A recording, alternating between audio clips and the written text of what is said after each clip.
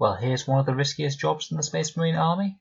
Let's overcharge these massive plasma guns in the general direction of the enemy. Today we're looking at Hellblasters and how they fit into the Space Marine Army on the tabletop. Hello again and welcome to another Auspex Tactics video. We're continuing our look through the new Space Marine Codex and seeing which units stand out for use in our new Space Marine armies. The Hellblasters have been around for a couple of years now when they were released with Dark Imperium as part of the new Primaris range. And since then they've acquired 3 types of plasma guns with which to fry the Xenos and Heretics with. We're going to have a look over their rules, how we can upgrade and improve them within our army, and then ways we can use them on the tabletop. In the background, the Hellblasters are generally deployed among the main battle line, where they focus on enemy heavies and nasty targets, and only overcharge their weapons in the direst need, but are not afraid to press that button and risk annihilation if it saves their battle brothers. They certainly look very cool on the battlefield. I really like entire squads of glowing plasma weaponry, as they're not really anything that we've seen like this before in the past. Without further ado, let's get into their rules. Hellblasters are a heavy support choice for Codex Space Marines. They come in 5-man squads including a sergeant, and they are armed with plasma incinerators. They can swap out their plasma incinerators for either a heavy plasma incinerator or an assault plasma incinerator. When armed with the standard plasma incinerator or the assault version, they cost 33 points per model, and when armed with the heavy version, they cost 35 points per model. So an entire squad of ones armed with the standard plasma incinerator would be 165 points, and with the heavy version, it would be 175 points. You can of course take them in squad sizes of up to 10 should you wish to. In addition to their plasma incinerators, they're also armed with a bolt pistol, frag grenades and crack grenades. They have the standard Space Marine profile with a movement of 6, weapon skill and ballistic skill of 3 up, strength and toughness of 4, 2 wounds, 2 attacks, leadership 7 and a 3 up save, and as per normal the sergeant gets an additional attack and an additional pip of leadership. So let's turn our attention to these plasma incinerators then. The standard plasma incinerator is a 30-inch rapid fire 1 weapon with a strength of 7, AP -4 and 1 damage. You can also supercharge it for a strength of 8, AP -4 and 2 damage, but as with all plasma weapons, if you roll a 1 to hit, when firing this weapon in supercharge mode, then it blows up and the model is slain. Unfortunately, with the way that modifiers work, if you overcharge your Hellblaster squad when firing at a target with -1 to hit, then this makes the chance of exploding more likely. Say if you shot at a Plaguebearer squad that had -1 to hit, then your models would die on a roll of 1 and 2, not just 1. Conversely, if you have an ability that lets you gain an extra +1 to hit, then you can actually keep them safe from overcharging themselves to death. A couple of the new characters have these Signum arrays, the Imperial Fists Torgaradon and Iron Father Phyros out of the Iron Hands, so these have some good synergy with this unit. So, going back to the guns, the Plasma Incinerator on Supercharge is strength 8 -4, 2 damage. Now let's compare that to the Assault Plasma Incinerator. That's an Assault 2 weapon with a 24-inch range. It's strength 6, AP -4 and 1 damage, and when it's supercharged, that goes up to strength 7 and 2 damage, and again has the usual explodes result. I wouldn't recommend advancing and then supercharging these guys, as the -1 will make them more likely to blow up, presumably as they're not paying proper attention to firing their weapons safely. Lastly, we have the Heavy Plasma Incinerator. So this is a heavy one, 36-inch range weapon with a strength of 8, AP -4 and 1 damage, and again if you overcharge it, it will go up to strength 9 and 2 damage. I'm honestly not sure how much of a fan I am of the heavy version, as it costs more and it only ever gets 1 shot, so its damage output isn't ever going to be spectacular.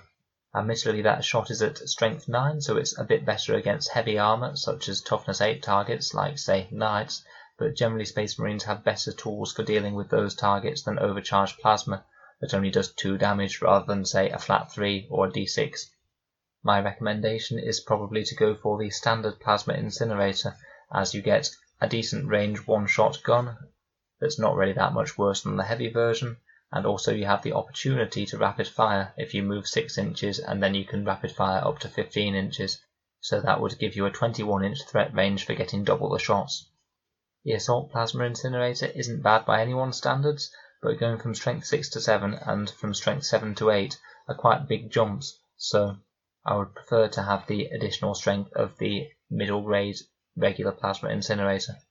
The only other option that the squad has is that the Hellblaster Sergeant can be equipped with a plasma pistol instead of one bolt pistol, which, while hilarious in giving the squad even more plasma weapons, is not really necessary as he will have a Plasma Incinerator anyway, so he'll only ever be firing that plasma pistol in close combat, which just isn't really worth it. You don't really want these guys to be in close combat in the first place.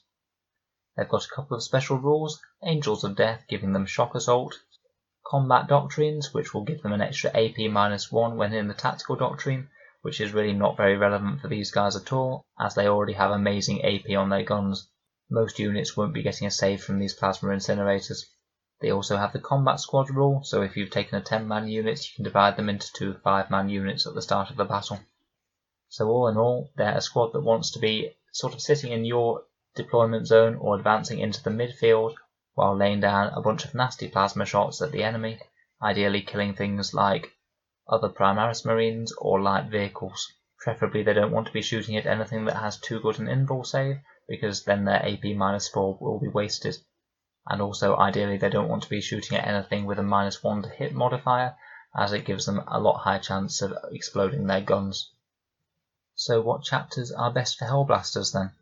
Ultramarines is pretty decent, as it will let them fall back and shoot even though they fell back, and being able to move and counters not having moved when in the Tactical Doctrine will allow them to rapid fire their regular Plasma Incinerators up to 30 inches, so it's a great pick for these Hellblasters. Ultramarines have a ton of good special characters that are good for buffing shooting units, so they have good synergy with things like Calgar, Gulliman and Cassius to buff their shooting. White Scars aren't a terrible option because of their option to outflank the unit and have it come in turn 2, so you at least get 1 full round of firepower with the models. Iron Hands gives you a small durability upgrade with their Feel No Pain, which is always great on Primaris bodies.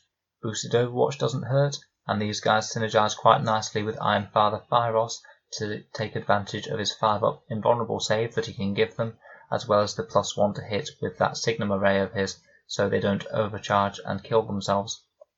Raven Guard also aren't such a terrible pick, because if you keep them in cover they will have -1 to be hit, so that's a massive durability enhancement. And like White Scars, you have the option to put them in reserve rather than set them up at the start of the battlefield, so they can come in and get off a full good round of shooting first before they get shot by anyone. Salamanders aren't terrible either, as they'll give you a couple of nice rerolls, which can be very powerful when you're dealing with such high quality firepower, and currently Imperial and Crimson Fist don't get a load out of them, but who knows, that may well change when they get their Codex supplement. Tor Garadon, however, from the Imperial Fists, as I mentioned, also has a Signum array, so when that Codex is released, he might not be a bad person to run alongside some Hellblasters. As for one choice that's outside the current Codex Space Marines, Hellblasters are very good with Dark Angels, due to their Weapons of the Dark Age stratagem allowing their plasma weapons to be damage 3. This really ramps up the damage output of the unit, and is probably the best place to run Hellblasters at the moment in my opinion. Now, Hellblasters are one of the units that synergize best with a bunch of the characters that we have to offer us. In early 8th edition we'd often see Hellblaster castles with a bunch of Hellblasters clustered around a Chapter Master and Lieutenant, and also an all-important Company Ancient, whose standard will allow the model to shoot when it dies on a roll of a 4-up. This is particularly good on Hellblasters, because if a Hellblaster dies, you can then open fire with the Plasma Incinerator on overcharge mode, knowing that your model has already died and there's nothing more to be lost if it does, say, roll a 1 again on its hit roll. It's also good because if your model does die to its own overcharged plasma gun, then it will have the chance of firing again due to the Company Ancient, so it's really quite a good unit to be running alongside Hellblasters if you're taking a significant number of them.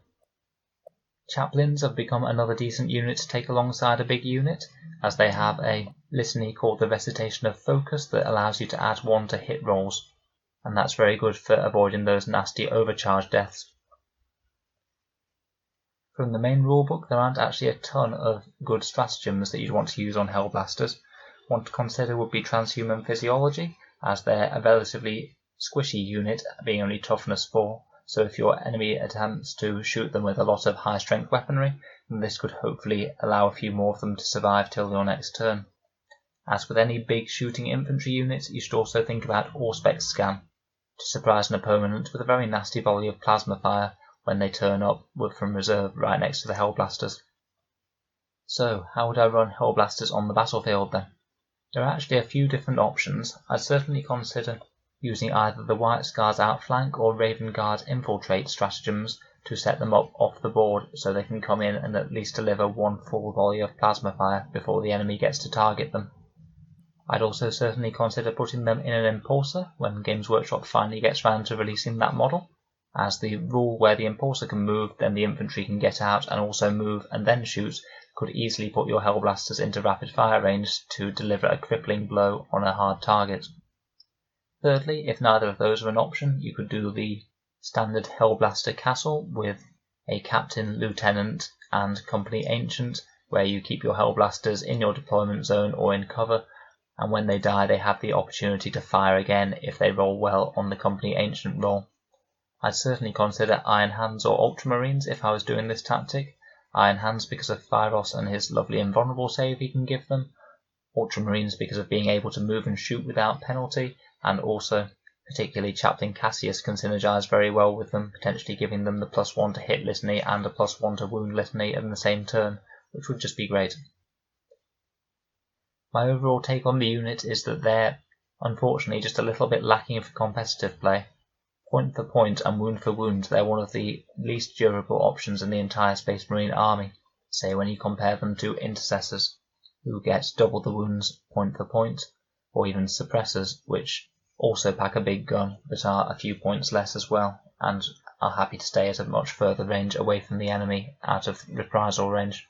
For me personally to consider them in a competitive list, I'd want their firepower to be just that little bit stronger, because if they're going to die quickly, then at least they should make a nasty mess of an enemy unit beforehand. All that being said, I could easily see some deep striking Hellblasters in Raven Guard, or 5 or 6 man squads in Impulsors doing some work in competitive play. I'd be interested to see if Dark Angels players make use of Impulsor Hellblasters with the Weapons from the Dark Age stratagem to pack a surprise punch on the enemy. If there's any combos or ways to field Hellblasters that you think I've missed, please feel free to leave them down in the comments below, and correct me if I've made any mistakes. I'll be continuing with my Space Marine unit reviews over the next week, and we're going to be looking at Space Marine tanks. I can't wait to get into those Hunters and Stalkers and Whirlwinds and things. So feel free to subscribe to Auspex Tactics if you want to see some more Space Marine units, and I'll see you guys in the next video.